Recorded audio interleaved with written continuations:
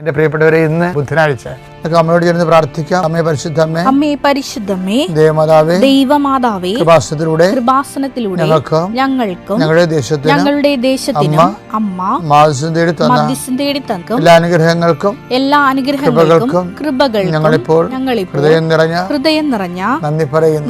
അമ്മേ പരിശുദ്ധമ്മേ, അമ്മേ പരിശുദ്ധമേ, ദൈവമാതാവേ, 2004 ഡിസംബർ 7 തീയതി ഉച്ചകഴിഞ്ഞ് 2:30 കൃപാസനത്തിൽ സംഭവിച്ച അമ്മയുടെ പ്രത്യക്ഷപ്പെടലിനെ കുറിച്ച് തിരുസഭയ്ക്ക് സമർപ്പിച്ചിരിക്കുന്ന പഠനരേഖകളുടെ സഭാത്മകമായ പഠനം ആരംഭിക്കുവാൻ ഞങ്ങൾ പ്രാർത്ഥിക്കുന്നു.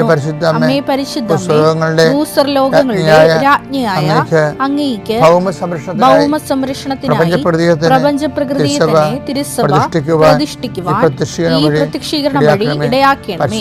പരിശുദ്ധമ്മേ, ജപമാല മാതാവേ, സകല കൃപാസനം പ്രാർത്ഥനകളോടും ചേർത്ത് ഞങ്ങളിപ്പോൾ പ്രാർത്ഥിക്കുന്ന ഈ കുടുംബത്തിന്റെ പ്രത്യേക നിയോഗം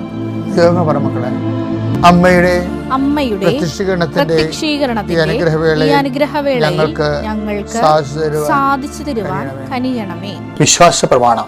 സർവശക്തനായ പിതാവും ആകാശത്തിന്റെയും ഭൂമിയുടെയും സൃഷ്ടാവുമായ ദൈവത്തിൽ ഞാൻ വിശ്വസിക്കുന്നു. അവിടുത്തെ ഏകപുത്രനും ഞങ്ങളുടെ കർത്താവുമായ ഈശോമിശിഹായിലും ഞാൻ വിശ്വസിക്കുന്നു.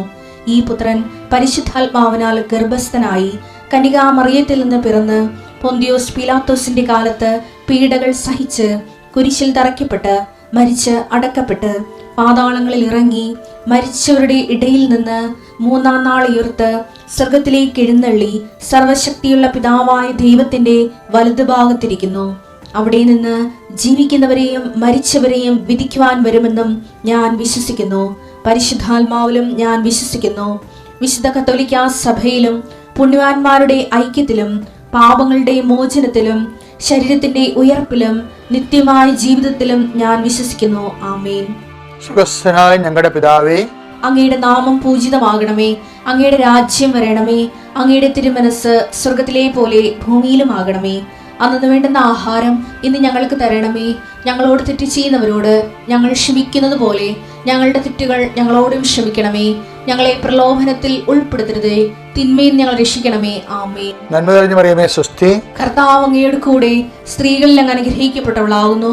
അങ്ങയുടെ ഉദരത്തിൻ ഫലമായ ഈശോ അനുഗ്രഹിക്കപ്പെട്ടവനാകുന്നു. പരിശുദ്ധ മറിയമേ, തമ്പുരാന്റെ അമ്മേ, പാപികളായ ഞങ്ങൾക്ക് വേണ്ടി ഇപ്പോഴും ഞങ്ങളുടെ മരണസമയത്തും തമ്പുരാനോട് അപേക്ഷിക്കണമേ. ആമേൻ. എൻ്റെ കർത്താവേ, നിന്റെ ഉന്നതമായ നാമത്തിന് സ്വസ്ഥം ചെയ്യുന്നു. എൻ്റെ കർത്താവേ, നിന്റെ വിശുദ്ധ പൗരോഹിത്യത്തെ മഹത്വപ്പെടുത്തണമേ. കർത്താവേ, സഭയിലുള്ള സാന്നിധ്യം ദൃഢമാക്കണമേ. 39 വർഷം ഞാൻ അർപ്പിച്ച കുർബാനയുടെ യുഗതിയാൽ കൃപാസനത്താര ജീവനോടെ പ്രത്യക്ഷപ്പെട്ട പരിശുദ്ധ അമ്മയുടെ മാധ്യസ്ഥത്താൽ ദൈവവേദനേ നീ അനുഗ്രഹിക്കപ്പെടട്ടെ. നിന്റെ കുടുംബം അനുഗ്രഹിക്കപ്പെടട്ടെ. കണ്ണിന് കാഴ്ചക്കുറവുള്ളവർ, അതുപോലെ തന്നെ ഒരു കണ്ണിന് കാഴ്ചക്കുറവുള്ളവർ, അങ്ങനെയുള്ള കുറേ ആൾക്കാരെ ഇപ്പോൾ ഈശോ കാണിക്കുന്നുണ്ട്. അവരുടെ എല്ലാം കണ്ണുകളിൽ കർത്താവ് അവിടുത്തെ വിശുദ്ധമായ രക്തം പൂശി പ്രാർത്ഥിക്കട്ടെ എന്ന് പ്രാർത്ഥിക്കുന്നു. അവർ കർത്താവ് അവരുടെ തെറ്റുകൾ സ്പർശിക്കട്ടെ. ഉച്ചമുതൽ ഉള്ളങ്കാല് വരെ കർത്താവിൻ്റെ രക്തം പടരട്ടെ. അടിപ്പഴ പോലെ വൈതാക്കാലം പോലെ ദൈവിക ശക്തി നിങ്ങൾക്ക് ആവശ്യിക്കട്ടെ. കർത്താവേ, ശിഷ്ടരോഗങ്ങൾ, മുഴ വരുന്ന രോഗങ്ങൾ, അതുപോലെ തന്നെ അരിമ്പാറ മുതൽ ചിരങ്ങ് മുതൽ ചൊറി വരെ ത്വക്കിലുണ്ടാകുന്ന രോഗങ്ങൾ കർത്താവിൻ്റെ വിശുദ്ധമായ രക്തത്താൽ കഴുകപ്പെടട്ടെ എന്ന് പ്രാർത്ഥിക്കുന്നു. കർത്താവ്, ഭവനരഹിതരെ ഒരു വീട്ടിൽ തന്നെ ഭാഗോടമ്പടി നടക്കാതെ ഒരുമിച്ച് ശ്വാസം കൊണ്ട് ജീവിക്കുന്നവരുണ്ട് ഈശോയെ. കർത്താവ്, പൂച്ചക്കാരും മണികെട്ടുമെന്ന് വിചാരിച്ചുകൊണ്ട് സത്യം പറയാൻ ആർക്കും ധൈര്യമില്ലാത്ത രീതിയിൽ അനുഭവിച്ച് തീരുന്ന കുടുംബങ്ങളുണ്ട്. കർത്താവ്, ഈശോ അങ്ങനെയുള്ള കുടുംബങ്ങളെ നീ ഏറ്റെടുക്കണം. കർത്താവ്, എന്ത് ചെയ്യണം, എന്ത് ചെയ്താൽ ജീവിക്കും, എന്ത് ചെയ്താൽ മേൽഗതി പ്രാപിക്കും, എങ്ങോട്ട് പോകണം, ആര് പറഞ്ഞാൽ കേൾക്കണം, പല അഭിപ്രായങ്ങളുണ്ടല്ലോ, പല രീതികളുണ്ടല്ലോ, പല ചിന്തകളുണ്ടല്ലോ. എന്ത് ചെയ്യണമെന്ന് അറിയാമ്പോൾ ആകപ്പാട് മനസ്സ് മുട്ടി മൊഴി മുട്ടി കുഴങ്ങുന്നവർ കർത്താവിൻ്റെ രക്തം നിങ്ങൾ തളിക്കപ്പെടട്ടെ. കൃപാസനത്താരെ ജീവനോടെ പ്രത്യക്ഷപ്പെട്ട പരിശുദ്ധമ്മ ദേവമാതാവിൻ്റെ മധ്യസ്ഥത്തിൽ ഇന്ന് ഈ നിമിഷം നിങ്ങൾ അതിന് 14 ദിവസത്തിനുള്ളിൽ ഇന്നെടുക്കുന്ന തീരുമാനം നിങ്ങൾക്ക് ഏറ്റവും ഫലപ്രദമായ രീതിയിൽ നിങ്ങൾക്കത് അനുഭവവേദ്യമായി സകല തിന്മകളിൽ നിന്നും സകല തടസ്സങ്ങളിൽ നിന്ന് നിങ്ങൾ വീണ്ടെടുക്കുന്നതിന് വേണ്ടി 14 ദിവസവും 15 ദിവസവും കർത്താവ് നൽകി കൽപ്പിച്ച് നൽകുന്നു. കർത്താവ്, ഈ 2 ദിവസത്തിനുള്ളിൽ ആ വിഷയത്തിൽ ദൈവിക തീരുമാനം ഉണ്ടാക്കുന്നത് ഇന്നത്തെ പ്രാർത്ഥന ഫലമാണെന്ന് അവിടെ അങ്ങയുടെ മക്കൾ തിരിച്ചറിഞ്ഞുകൊണ്ട് അങ്ങനെ മഹത്വപ്പെടുത്തി അനുഗ്രഹിക്കുക ഇടാക്കാൻ പ്രാർത്ഥിക്കുന്നു. നിത്യം പിതാവ് പുത്രനും പരിശുദ്ധായ നീക്കുക. എൻ്റെ പ്രിയപ്പെട്ടവരെ, സങ്കീർത്തനം 103:2 നമ്മൾ ഇന്ന് ചിന്തിക്കുന്നത്. അത് എല്ലാ പ്രാർത്ഥനാ ജീവിതത്തെയും എല്ലാ ജീവിത കാലാവസ്ഥയും സഹായിക്കുന്ന ഒരു പ്രാർത്ഥനയാണ്. എന്റെ ആത്മാവെ കർത്താവിനെ വാഴ്ത്തുക. അവിടുന്ന് നൽകിയ അനുഗ്രഹമൊന്നും മറക്കരുത്. നമ്മൾക്ക് ഓരോരോ പുതിയ പുതിയ പ്രശ്നങ്ങൾ വരുമ്പോൾ പഴയ അനുഗ്രഹങ്ങൾ മറക്കുമല്ല. പുതിയ പ്രശ്നങ്ങൾ വരുമ്പോൾ നമ്മൾ പഴയ അനുഗ്രഹങ്ങളാണ് ഓർക്കേണ്ടത്. എന്താ കാര്യം? ഈശോ പറഞ്ഞില്ലേ, 5 അപ്പം 5000 പേർക്ക് തീറ്റിപ്പോറ്റിയപ്പോൾ എത്ര കൊട്ട നിറയെ ശേഖരിച്ചു. അപ്പമില്ലാത്തതിനെക്കുറിച്ച് നിങ്ങൾ എന്ത് ഉത്കണ്ഠപ്പെടുന്നു? പുതിയ പ്രശ്നങ്ങൾ വരുമ്പോൾ ഈശോ എന്താ പറഞ്ഞത്? പഴയ കാര്യം ഓർക്കാൻ, പഴയ അനുഗ്രഹങ്ങൾ ഓർക്കാൻ. എപ്പോഴും നമ്മൾ ചെയ്യേണ്ടത് ഇതാണ്. പുതിയ അനുഗ്രഹങ്ങൾ വരുമ്പോൾ ആൾക്കാർ ചെയ്യണത് എന്താ? പുതിയ പ്രശ്നങ്ങൾ വരുമ്പോൾ ആൾക്കാർ എന്താ ചെയ്യേണ്ടത്? പഴയ കാര്യങ്ങൾ മറന്നു കളയും. പക്ഷെ അങ്ങനെയല്ല. പുതിയ പ്രശ്നങ്ങൾ വരുമ്പോൾ അതിനെ അതിജീവിക്കാൻ പഴയ കാര്യങ്ങൾ ഓർത്ത്, ദൈവം തന്നെ അനുഗ്രഹം ഓർത്ത് നന്ദി പറയണമെന്നാണ് ബൈബിളിൻ്റെ സ്റ്റൈല്. ഇപ്പം നിങ്ങളെ കടമാണ്, രോഗമാണ്, അതുപോലെ തന്നെ വീട്ടിൽ സമാധാനം ഇല്ല എന്നൊക്കെ നിങ്ങൾ പറയണില്ലേ? ഇതൊക്കെ കർത്താവിനെ ഒന്ന് മറന്ന് നിങ്ങൾ ഉണ്ടാക്കിയെടുത്തിട്ടുള്ള സംഭവങ്ങളാണ്. അപ്പോൾ അത് മുക്കാലും പ്രൊട്ടക്ഷൻ ഇല്ലാത്തതിൻ്റെ പേരിൽ, സംരക്ഷണം ഇല്ലാത്തതിൻ്റെ പേരിൽ ശരിക്കും ദൈവത്തിനെ അടിസ്ഥാനപ്പെടുത്തി ജീവിക്കണമെങ്കിൽ കടം വരേണ്ട കാര്യമില്ല. എന്താ കാര്യം വെച്ച് കഴിഞ്ഞാൽ, നമ്മൾക്ക് കടം വരുന്ന ഒരു പ്രോജക്റ്റ് ദൈവം നമ്മുടെ അടുത്ത് കൊണ്ടുവരത്തില്ല, തട്ടിക്കളയും. നമ്മൾ ദൈവത്തിനെ മറന്ന് ജീവിച്ച കാലത്ത് ഇടപെട്ട വിഷയങ്ങളാണ് ബാധ്യതയായിട്ട് മാറിയത്. അത് അനിയൻ പറഞ്ഞെന്നൊക്കെ പറഞ്ഞുകൊണ്ട് ഓരോരുത്തരും കാണിച്ചു കൂട്ടുന്ന കോപ്രായങ്ങളില്ലേ? അത് ആരുടെയെങ്കിലും ആലോചന ഉണ്ട്. അത് അളിയൻ്റെ അനിയൻ്റെ നാട്ടുകാരുടെയൊക്കെ ആലോചനയല്ലേ? 2004 അമ്മ പ്രത്യക്ഷപ്പെട്ട ദിവസമില്ലേ? അമ്മ പ്രത്യക്ഷപ്പെട്ട കാലത്ത് തന്നെ അമ്മ ഉടമ്പടി തന്നായിരുന്നു. എനിക്ക് മനസ്സിലായില്ലെന്നേ ഉള്ളൂ. അമ്മ ഈ പ്രത്യക്ഷണത്തിൻ്റെ ഭാഗമായിട്ട് അത് 2004 തന്നെ 10 കൊല്ലം കഴിഞ്ഞാണ്, 10-12 കൊല്ലം കഴിഞ്ഞാണ് ഇന്ന് കാണുന്ന ഉടമ്പടിയിലേക്ക് വന്നത്. അമ്മ പ്രത്യക്ഷപ്പെട്ട ആ ഒരു മാസം തന്നെ അമ്മ ഉടമ്പടി തന്നായിരുന്നു നമുക്ക്. അതായത് ഞാൻ എന്ത് ചെയ്യുന്നായിരുന്നു കേവാ, ആ 2004 മനക്കോടം ഫൊറോണ പള്ളി ഇരിക്കുക. അത് ഫൊറോണ വികാരിയാണ്. അപ്പോൾ അന്ന് പ്രത്യക്ഷപ്പെട്ട ആ പള്ളിയിലാണ് ഞാൻ. അമ്മ പ്രത്യക്ഷപ്പെട്ട കാലത്ത്, കൃപാസനത്തിൽ പ്രത്യക്ഷപ്പെട്ട സമയത്ത് സർവീസ് കഴിഞ്ഞ് ഞാൻ ആ പള്ളിയോട്ടാണ് പോകണത്. ഞാനൊരു ആഴ്ചയിൽ ഒരു പ്രാവശ്യമൊക്കെ കൃപാസനത്തിൽ വരത്തുള്ളായിരുന്നു. ചിലപ്പോൾ 2 ആഴ്ച കൂടുമ്പോഴേ ഞാൻ കൃപാസനത്തിൽ വരത്തുള്ളായിരുന്നു. അന്ന് പള്ളിയിലായിരുന്നു മുഴുവനും. അപ്പോൾ അമ്മ പ്രത്യക്ഷപ്പെട്ടത് ഇങ്ങനെ കൃപാസനത്തിൽ വന്നുകൊണ്ടിരിക്കുന്ന കാലത്താണ്. ഇങ്ങനെ 2 ആഴ്ച കൂടുമ്പോൾ കൃപാസനത്തിൽ വന്നിരിക്കുന്ന സമയത്ത് ഒരു ശുശ്രൂഷ ഉണ്ട്. ആദ്യവാഴ്ച അതാണ് മെയിൻ ശുശ്രൂഷ. ആദ്യവാഴ്ച ഉള്ളു. അതിന് വന്നുകൊണ്ടിരിക്കുന്ന കാലത്ത് ശുശ്രൂഷ കഴിഞ്ഞ് നാട്ടിൽ പോയി കഴിഞ്ഞപ്പോൾ, പള്ളിയിൽ പോയി കഴിഞ്ഞപ്പോൾ ഒരു ആശയൻ്റെ മനസ്സിൽ ഒരു ആശയം പരിശുദ്ധാത്മ തന്നു. എന്ന് വെച്ച് കഴിഞ്ഞാൽ, നീ 41 ദിവസം ജനങ്ങളുടെ കണ്ണുനീര് സർക്കാർ വെച്ച് പൂട്ടാൻ പറഞ്ഞു. അപ്പോൾ ഞാൻ അത് ഈ 2004 അമ്മ പ്രത്യക്ഷപ്പെട്ട ആ മാസമാണ്. നീ ജനങ്ങളുടെ കണ്ണുനീര് കർത്താവിൻ്റെ അടുത്ത് വെച്ച് പൂട്ടാൻ പറഞ്ഞു. അപ്പോൾ ഞാൻ എന്ത് ചോദിച്ചാൽ, ആൾക്കാർ എൻ്റെ അടുത്ത് വരുമ്പോൾ ഞാൻ അവർ കടമാണ്, കടം, കല്യാണം നോക്കണില്ല, കർത്താവെ സഹായിക്കണമെന്ന് ഇങ്ങനെ എഴുതിയിട്ട് അങ്ങനെ ഒരു ദിവസം 10-20 പേരുടെ അല്ലെങ്കിൽ 10-5 പേരുടെ ഏറ്റവും ടോപ്പ് സീരിയസ് ആയിട്ടുള്ള കാര്യങ്ങൾ എഴുതിയിട്ട് ഞാൻ സക്രാരി വെച്ച് പൂട്ടും. എന്നിട്ട് ഞാൻ ഇടക്കും തലക്കുമൊക്കെ കർത്താവിനെ കാണാൻ ചെല്ലുന്ന സമയത്ത് അവിടെ മുട്ട നിന്നുകൊണ്ട് ഞാൻ സക്രാരി വെച്ച് പൂട്ടിയിരിക്കുന്ന കാര്യങ്ങളെക്കുറിച്ച് കർത്താവിനോട് സംസാരിക്കും. അവരൊക്കെ എന്നോട് വന്നിട്ട് വല്ലാതെ വിഷമിച്ച് പോയിരിക്കൊണ്ട് അവർ തിരിച്ചു വരുമ്പോൾ അവർക്ക് ആശ്വാസം ഉണ്ടാകണം, എല്ലാം നിൻ്റെ അടുത്ത് ഞാൻ വെച്ചിട്ടുണ്ട് എന്ന് പറഞ്ഞ് കൂട്ടും. എൻ്റെ അമ്മേ, ഞങ്ങൾക്ക് എൻ്റെ ഒരു സീനിയർ അച്ഛനുണ്ടായിരുന്നു. അപ്പോൾ കൊച്ചിക്കാരൻ അച്ഛൻ ഇപ്പോഴും ചോദിച്ചിരിപ്പുണ്ട്. ഈ കൃപാസനം തന്നെ ഇവിടെ തുടങ്ങാൻ കാരണം അച്ഛനിലൂടെ കർത്താവ് പ്രവർത്തിച്ചതാണ്. ഞാൻ കടലോരത്ത് സ്ഥലം തിരക്കി നടക്കുന്ന സമയത്ത് ഈ അച്ഛൻ എനിക്ക് ഒരു കത്തെഴുതി, ജോസഫ്, സ്ഥലം നിങ്ങൾ കടലോരത്ത് അന്വേഷിക്കുന്നുണ്ട്, കർത്താവ് അവിടെയല്ല നിങ്ങൾക്ക് സ്ഥലം തരാൻ പോണത്, നാഷണൽ ഹൈവേയിലാണെന്ന്. പിന്നെ ഞാൻ കടലോര സ്ഥലം അന്വേഷിച്ച് നിർത്തി. പിന്നെ ഒരു 2 കൊല്ലം കഴിഞ്ഞപ്പോൾ ഇവിടുന്ന് ഒരു സന്യാസി പാപം ഫ്രാൻസിസ് ബ്രദർ എന്നെ വന്നിട്ട് പറഞ്ഞ്, എൻ്റെ സ്ഥലം അച്ഛന് തരാം, കുറച്ച് സ്ഥലം അച്ഛൻ വിലക്കെടുക്കണമെന്ന് പറഞ്ഞു. അങ്ങനെ ഞാൻ കുറച്ച് സ്ഥലം വിലക്ക് കൊടുത്ത്. അപ്പോൾ അതെല്ലാം അപ്പോൾ ഈ അച്ഛൻ അത് 2004 97 അച്ഛൻ 96 അച്ഛൻ എനിക്ക് കത്തെഴുതിയത്. എനിക്ക് സ്ഥലം കിട്ടുന്നത് 97. അപ്പോൾ അച്ഛൻ അപ്പോഴേ ലൈനിലുണ്ട്. പക്ഷേ ഈ അച്ഛൻ അന്ന് കുർബാനയെല്ലാം വേണ്ടി വന്നു മലക്കോടം പള്ളിയിൽ. അപ്പോൾ അദ്ദേഹം വേറെ എന്തോ ഒരു മരിപ്പ് കുർബാനക്കാരോ പുള്ളി അച്ഛനെ വിളിച്ചിട്ട് വന്നതാണ്. അച്ഛൻ എന്ത് ചെയ്യുന്നറിയാവോ, അച്ഛൻ ഇത് മനസ്സിലായില്ല. ഇതെല്ലാം ഇങ്ങനെ കുറേ കടലാസ് പേപ്പറെല്ലാം സക്രാരി ഇരിക്കുന്നു. അവിടെ നിന്ന് എടുത്ത് അച്ഛൻ എന്നോട് പറഞ്ഞ്, സക്രാരിയിൽ അത് വെക്കരുത് കേട്ടോ, സക്രാരി വെക്കേണ്ട കാര്യമില്ല എന്ന് പറയാം. അപ്പോൾ പുള്ളി എൽഡർ പ്രീസ്റ്റ് അല്ലേ, തന്നെയല്ലേ നമ്മളുമായിട്ട് ഇങ്ങനെ ഒരു കറണ്ട് ഉള്ളതാണ്. അപ്പം അതുകൊണ്ട് ഞാൻ അച്ഛൻ അനുസരിച്ചു.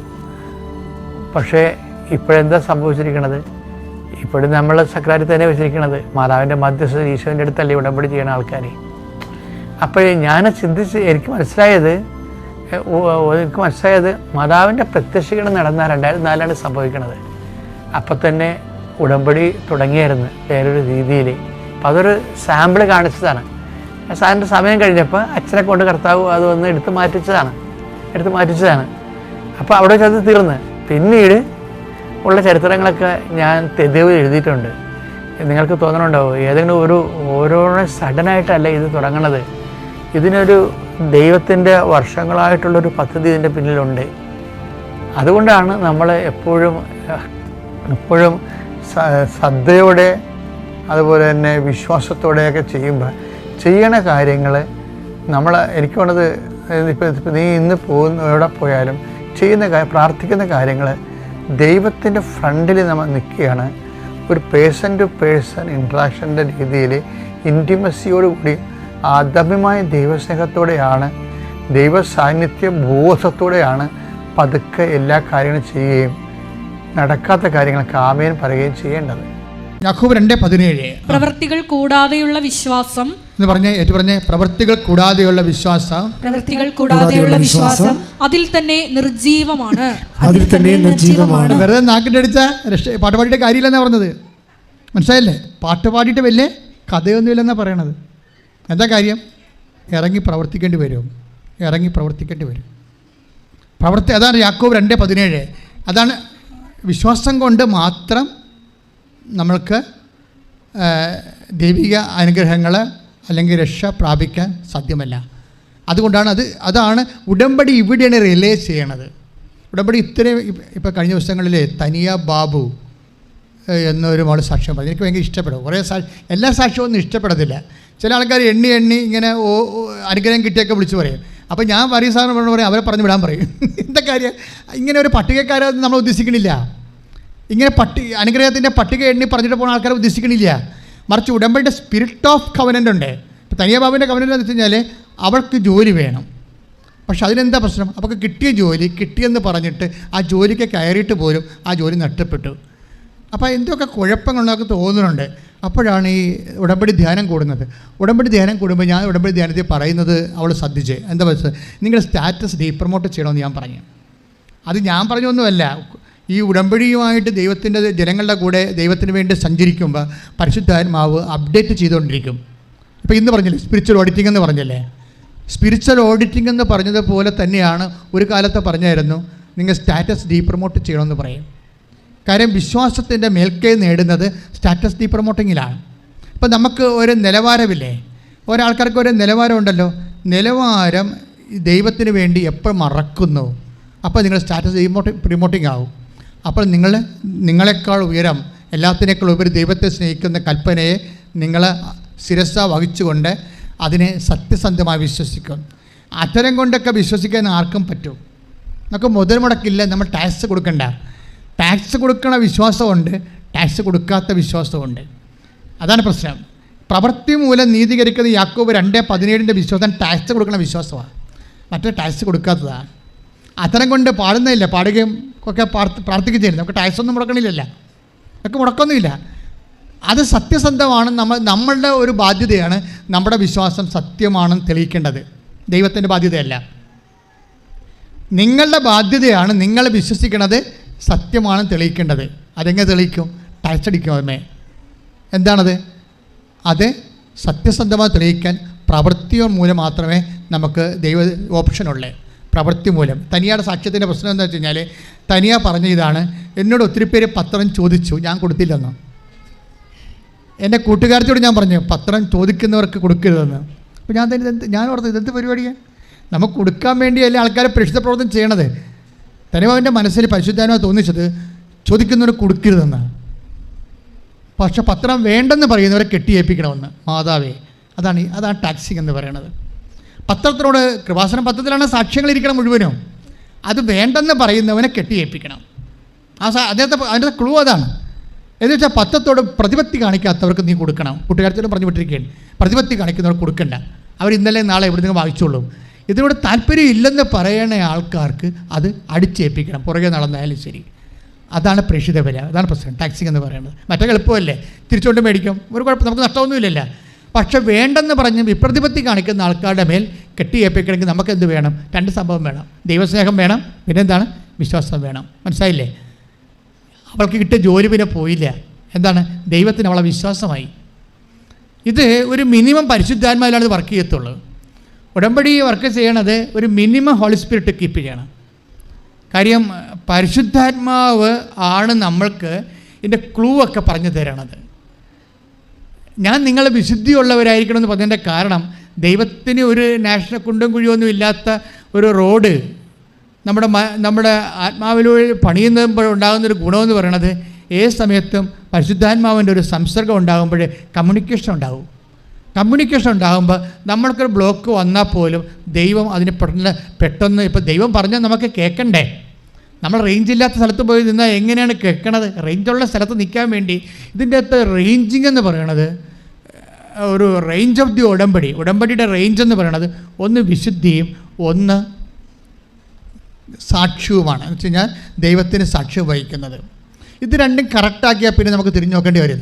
ഒന്ന് വിശുദ്ധി എന്ന് പറയുന്നതിൻ്റെ കാര്യം വെച്ച് കഴിഞ്ഞാൽ ദൈവത്തിനെ എപ്പോഴും നമ്മൾ ഇൻട്രാക്ട് ചെയ്യാൻ, ഇപ്പോൾ തനിയോട് പറഞ്ഞ എന്താണ്, ഇതിന് ക്ലൂ കിടപ്പുണ്ട്, നിനക്ക് ഞാനൊരു ഉപദേശം തരാം, നിനക്കതിൻ്റെ നീ രക്ഷപ്പെടാൻ ഒരു മാർഗ്ഗം ഞാൻ നിൻ്റെ മുഖത്ത് നോക്കി ഉപദേശിക്കാം. ബൈബിളിൽ എപ്പോഴും ഉള്ളതാണ് ഈ മുഖത്ത് നോക്കി ഉപദേശിക്കൽ. Take the word of God. ശ്രദ്ധിക്കട്ടെ. Hallelujah hallelujah hallelujah hallelujah hallelujah. യേശുവേ നന്ദി, യേശുവേ സ്തുതി. 32-ാം സങ്കീർത്തനം 8-ാം തിരുവചനം. സങ്കീർത്തനം 32:8 വായിച്ചോളൂ. ഞാൻ നിന്നെ ഉപദേശിക്കാം. ഏറ്റു പറഞ്ഞേ. ഞാൻ നിന്നെ ഉപദേശിക്കാം. നീ നടക്കേണ്ട വഴി കാണിച്ചു തരാം.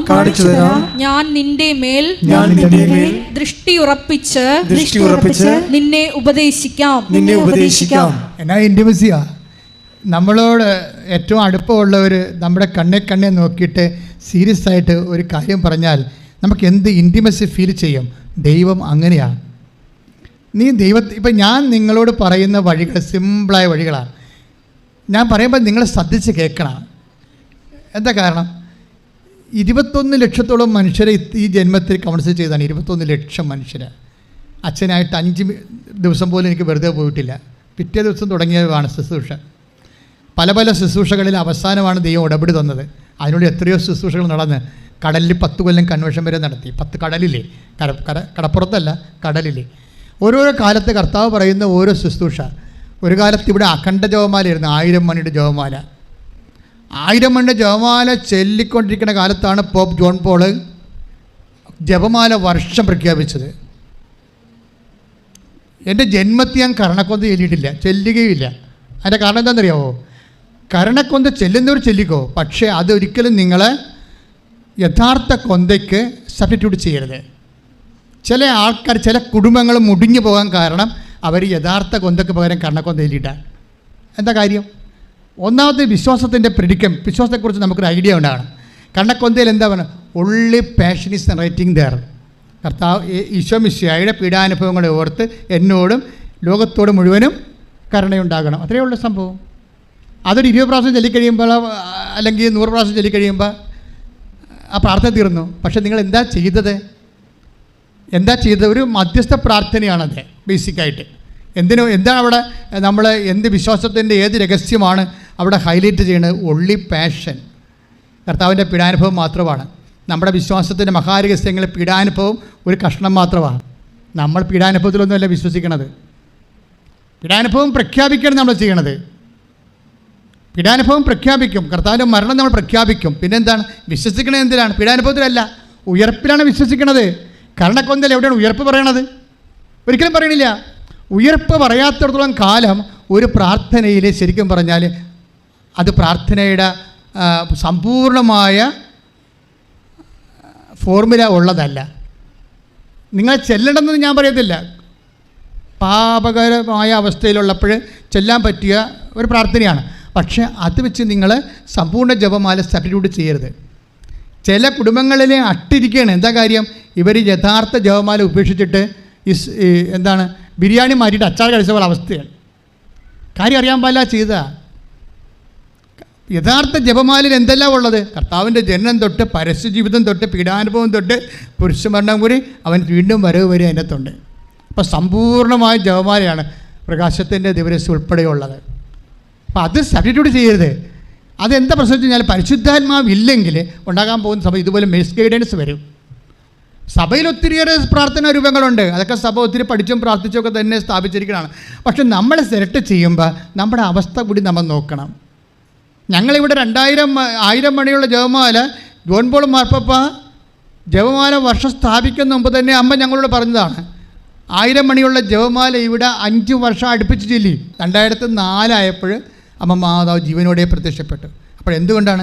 24 മണിക്കൂറും ജപമാല അണമുറിയാതെ രാത്രിയും പകലുമില്ലാതെ ചൊല്ലിയതാണ്. അതിൻ്റെ ഭാഗമായിട്ടാണ് റാലിയൊക്കെ വന്നിരിക്കുന്നത്. ഇപ്പോൾ നിങ്ങൾ റാലിക്ക് വരുന്നില്ലേ? 2 ലക്ഷം പേര് 3 ലക്ഷം പേരല്ലേ റാലിക്ക് വരണത്? അന്ന് തുടങ്ങിയതാ. ഓരോരോ കാലത്തും. പക്ഷേ അപ്പോഴും നാം മനസ്സിലാക്കണം, അതൊക്കെ ഒരു ബേസിക്സാണ്, അടിത്തറകൾ. പക്ഷേ ഇത് മേലോട്ട് പണിയണമെന്നുണ്ടെങ്കിൽ ആ അത്തരം കൊണ്ട് ഏറ്റുപറയണമൊക്കെ ഹൃദയത്തിൽ വിശ്വസിക്കണം. ഹൃദയത്തിൽ വിശ്വസിക്കണമൊക്കെ പ്രവർത്തികൾ നീതീകരിക്കപ്പെടണം.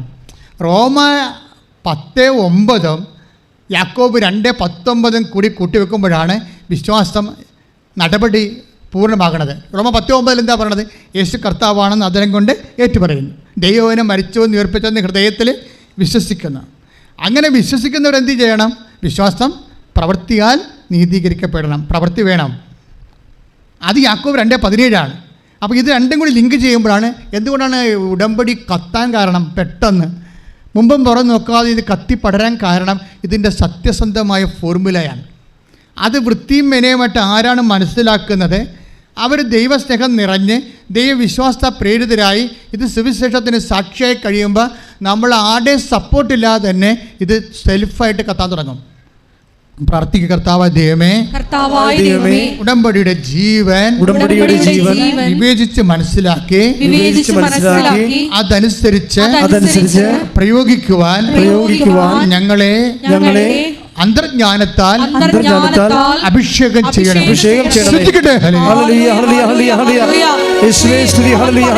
ഇതുപോലെ വിശ്വാസ സ്ഥിരീകരണത്തിൻ്റെ മറ്റൊരു ജോലിയാണ് ദൈവാനുഭവത്തിൻ്റെ സാക്ഷ്യപ്പെടുത്തലുകൾ.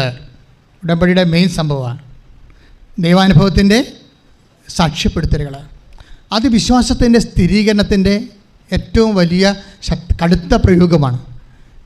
അതായത് നിങ്ങളെപ്പോഴും കണ്ണീരോടെ പ്രാർത്ഥിക്കേണ്ട, കർത്താവേ നിന്നെ സാക്ഷ്യപ്പെടുത്താൻ, നിൻ്റെ മഹത്വം സാക്ഷ്യപ്പെടുത്താൻ എന്നെ സഹായിക്കണമേ, എന്നെ നിൻ്റെ സാക്ഷിയായി മാറ്റണമേ. ഇപ്പം കഴിഞ്ഞ ദിവസങ്ങളിലൊക്കെ ഉണ്ടായിരുന്ന സാക്ഷ്യം, 1 കൊല്ലമായി ഞാൻ കർത്താവിനോട് പ്രാർത്ഥിക്കായിരുന്നു ഈ അൾത്താര കയറി ഒരു സാക്ഷ്യം പറയാൻ വേണ്ടി. 1 കൊല്ലമായി, അങ്ങനെ അവർ തുടങ്ങണം. 1 കൊല്ലമായി ഞാൻ പ്രാർത്ഥിക്കരുത്. വേറെ ഒരു ലേഡി പറഞ്ഞത്, ഞാൻ സ്വപ്നം കണ്ടായിരുന്നു കൃപാസന അൾത്താര കയറി സാക്ഷ്യം വഹിക്കാൻ വേണ്ടി. അതെന്താ സംഭവിച്ചാൽ, നിങ്ങൾക്ക് കിട്ടിയ സാക്ഷി, ഇപ്പം നിങ്ങളിവിടെ 2000-3000 പേരുണ്ട്, അതല്ല. ഇത് കഴിഞ്ഞ ചൊവ്വാഴ്ച ഞാൻ പറഞ്ഞ ഒരു സാക്ഷ്യം ആൾക്കാർ ഇപ്പോൾ കൂടിയിരിക്കുന്നത് 2 ലക്ഷത്തിലേറെ ആൾക്കാർ ആ സാക്ഷ്യം കണ്ടു. ലോകത്തിലുള്ള എമ്പാടുമുള്ള 2 ലക്ഷം പേരാണ് ആ സാക്ഷ്യം കണ്ടത്. എന്ത് സംഭവിച്ചിരിക്കുന്നത്? ആ 2 ലക്ഷം പേരിലേക്ക് എന്ത് പറ്റി? സുവിശേഷം പ്രസരിക്കും. യേശുക്രിസ്തുവിൻ്റെ സുവിശേഷം ആ 2 ലക്ഷം പേരിലേക്കാണ് നിങ്ങൾ കൊടുക്കുന്നത്. ദാറ്റ് മീൻസ് നിങ്ങൾക്ക് വീട്ടിലിരുന്ന് ഒരു ജന്മം കൊണ്ട് ഒരു 2000 പേരെ പോലും നിങ്ങൾക്ക് സുവിശേഷത്തിലേക്ക് ചെയ്യാൻ പറ്റത്തില്ല, അല്ലേ? എന്ത് പാടാണ്. ഒരു 2000 പേരെങ്കിലും നിങ്ങൾക്ക് യേശുക്രിസ്തുവിനെ കുറിച്ച് പറയണമെങ്കിൽ നിങ്ങൾ എത്ര പേരോട് പറഞ്ഞു കാണും? വളരെ കുറച്ച് പേരോടെ പറഞ്ഞു കാണത്തുള്ളൂ. അങ്ങനെ പറയണമെങ്കിൽ, മറ്റുള്ളവരോട് പറയണമെങ്കിൽ പ്രത്യേക അഭിഷേകം നമുക്ക് വേണം. ഇപ്പം ചില ആൾക്കാരൊക്കെ പല സഭയുടെ ഉന്നതമായ യൂണിവേഴ്സിറ്റികളിലൊക്കെ പോയി സുവിശേഷത്തെക്കുറിച്ചൊക്കെ ഡോക്ടറേറ്റ് എടുക്കും. അവർ വിമാനത്തിൽ അങ്ങോട്ടും ഇങ്ങോട്ടും പോകുമ്പോൾ സഭയ്ക്ക് 10, 20, 30 ലക്ഷം രൂപയൊക്കെയാണ് ഒരു ഡോക്ടറേറ്റിന് വേണ്ടി ഒരു വിദ്യാർത്ഥിനെ പഠിപ്പിച്ചെടുക്കണമെങ്കിൽ. പക്ഷെ അവർ വിമാനത്തിൽ ഇരിക്കുമ്പോൾ പോലും അടുത്തിരിക്കുന്ന ആളിനോട് യേശുവിനെക്കുറിച്ച് പറയത്തില്ല. അതാണ് പ്രശ്നം. സഭ 30 ലക്ഷം രൂപ മുടക്കി ഡോക്ടർമാരുണ്ടാക്കിയതാണ്. പക്ഷേ അടുത്തിരിക്കുന്നവനോട് അങ്ങോട്ട് പോകുമ്പോൾ ഇങ്ങോട്ട് പോകുമ്പോൾ നിങ്ങൾ യേശുക്രിസ്തുവിൽ വിശ്വസിക്കണമെന്ന് അവരാരെങ്കിലും പറഞ്ഞിട്ടുണ്ടെങ്കിൽ അവരാണ് യഥാർത്ഥത്തിൽ അഭിഷേകമുള്ളവർ. മറ്റുള്ളവർ അതൊരു പ്രൊഫഷനായിട്ട് എടുത്തിരിക്കുകയാണ്. ക്രിസ്തുവിനെ പഠിക്കണേ എന്തിനാണ്? ക്രിസ്തുവിനെ കൈമാറാനാണ്. കൈമാറാനല്ലാതെ ക്രിസ്തുവിനെ പഠിക്കണേ എന്തിനു വേണ്ടിയാണ്? അതാണ് പ്രശ്നം. ക്രിസ്തുവിനെ കൈമാറാനല്ലാതെ പഠിക്കണേ എന്തിനാണ്? ചില ആൾക്കാർ ചില വീടുകളിലൊക്കെ ചിലരൊക്കെ MBBS പോകും. എന്നിട്ട് അവർ തന്നെ പറയും, ഞങ്ങൾക്ക് ഡോക്ടറായിട്ട് കാര്യമൊന്നുമില്ല. കാര്യം എന്താണ്? 10 തലമുറക്ക് തിന്നാനുള്ളത് ഞങ്ങളുടെ വീട്ടിൽ കിടപ്പുണ്ട്, പിന്നെ ഞങ്ങൾ എന്തിനാണ് ജോലിക്ക് പോകുന്നത്? പിന്നെ ഒരു ആഡംബരത്തിന്, ആധ്യാത്മികമായ കാര്യങ്ങൾ ചെയ്യുന്ന ആഡംബരത്തിനല്ല, അത് അഭിഷേകത്തിനും വിശ്വാസ കൈമാറ്റത്തിനും വേണ്ടിയാണ്. പക്ഷെ ചില മനുഷ്യർ അടുത്തിരിക്കുമ്പോൾ തന്നെ ഒരു ഡോക്ടറും ഇല്ല, അവർക്ക് അറിവുമില്ല അവർക്ക്. പക്ഷെ അവർ കർത്താവിനെ കുറിച്ച് പറഞ്ഞുകൊണ്ടിരിക്കും, മറ്റുള്ളവരോട് പറഞ്ഞുകൊണ്ടിരിക്കും, മറ്റുള്ളവരോട് യേശുവിനെ കുറിച്ച് പറഞ്ഞുകൊണ്ടിരിക്കും. യേശുവിനെക്കുറിച്ച് ഈ ജന്മത്തിൽ, ഈ ജീവിതത്തിൽ എപ്പോഴെങ്കിലും നിങ്ങൾ ക്രിസ്തുവിനെ അറിഞ്ഞില്ലെങ്കിൽ ഈ ജീവിതം ഞങ്ങൾക്ക് ജീവിക്കാത്ത പോലെയാകും. കാര്യം അവരുടെ ഉള്ളിൽ നിന്നൊരു തള്ളിച്ചയാണ്. അവർക്ക് ദൈവസ്നേഹം നിറഞ്ഞിട്ട് അഭിഷേകം കിട്ടിയിരിക്കുകയാണ് കർത്താവിനെ കൈമാറാൻ വേണ്ടി. ഒന്ന് പ്രാർത്ഥിച്ച്, കർത്താവ് ദൈവമേ, അങ്ങേ കൈമാറാൻ അൾട്ടിമേറ്റ് ആത്യന്തികമായ എൻ്റെ ജീവിത ലക്ഷ്യമായി സുവിശേഷ കൈമാറ്റത്തിനായി എന്നെ അഭിഷേകം ചെയ്യണം.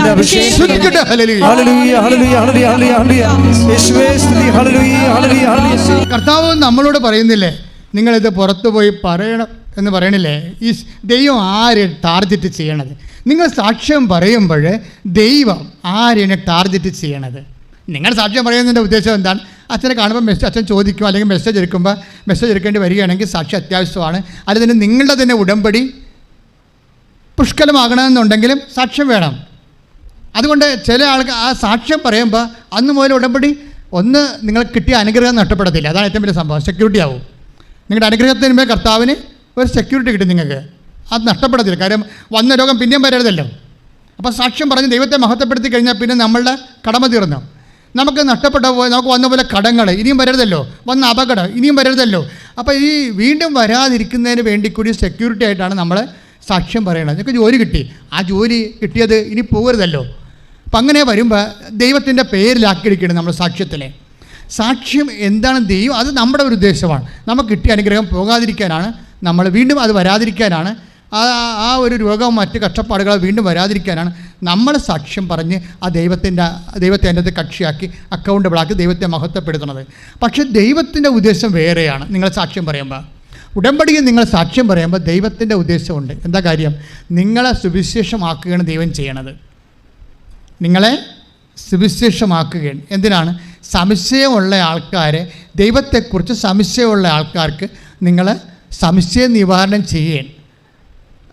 നിങ്ങളുടെ സാക്ഷ്യം ഒരു 50,000 പേര് ഇപ്പോൾ കൃപാസനത്തിൽ നിങ്ങൾ സാക്ഷ്യം പറയുമ്പോൾ ഉണ്ടാകുന്ന ഗുണം എന്താ? ലോകത്ത് ഏറ്റവും കൂടുതൽ സാക്ഷ്യം കേൾക്കുന്നത് കൃപാസനത്തിൻ്റെ സാക്ഷ്യമാണ്. ലോകത്താണ് ഞാൻ പറയണത്, അല്ല കേരളത്തിലല്ല. നിങ്ങൾ ഇന്നിപ്പോൾ യൂട്യൂബ് ഉണ്ടല്ലോ, എന്തെങ്കിലും ഒരു ശുശ്രൂഷ സഭയ്ക്കുണ്ടെങ്കിൽ യൂട്യൂബിലുണ്ടാവുമല്ലോ, നോക്കിയാൽ മതി. ലോകത്ത് ഏറ്റവും കൂടുതൽ മനുഷ്യർ സാക്ഷ്യം പറയുന്നത് ഈ ഒരു അൾത്താറയിലാണ്. കാര്യം എന്താണ്? ലോകത്ത് എല്ലാ ദിവസവും ഇവിടെ സാക്ഷ്യമുണ്ട്. അല്ലാതെ ഒരാഴ്ച ധ്യാനം നടത്തിയിട്ട് ധ്യാനത്തിൻ്റെ അവസാനം കുറച്ച് സാക്ഷ്യം പറയുകയല്ല. ഇത് എല്ലാ ദിവസവുമാണ്. 11 മണി തൊട്ട് 5 മണി വരെ സാക്ഷ്യമാണ്, 6 മണി വരെ. 11 മണി തൊട്ട് രാവിലെ 5 മണി വരെ സാക്ഷ്യം പറഞ്ഞ ലോകത്ത് ഏത് ശുശ്രൂഷ കേന്ദ്രമുണ്ട്? അപ്പോൾ തന്നെ എനിക്ക് മനസ്സിലാക്കാം നിങ്ങൾ കൈ കൊടുത്തിരിക്കുന്ന പുളിങ്കമ്പേരാണെന്ന്. എന്താ കാര്യം? കർത്താവ് ഈ കാലത്തെ കണ്ണീരിന് തന്ന മറുപടിയാണിത്. കൈയിട്ടിച്ച് കർത്താവ്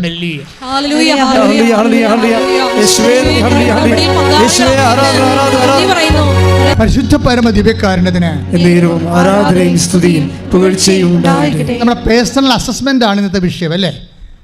ആത്മീയമായ ഒരു അസസ്മെൻ്റ്, കണക്കെടുപ്പ്, ഓഡിറ്റിംഗ്. അതിൻ്റെ അകത്ത് നമ്മൾ ആദ്യം ദൈവസ്നേഹം കണ്ടു, രണ്ടാമത് വിശ്വാസം കണ്ടു, ഇപ്പം എന്താ കാണുന്നത്? സാക്ഷ്യം. എന്താണ് സാക്ഷ്യം?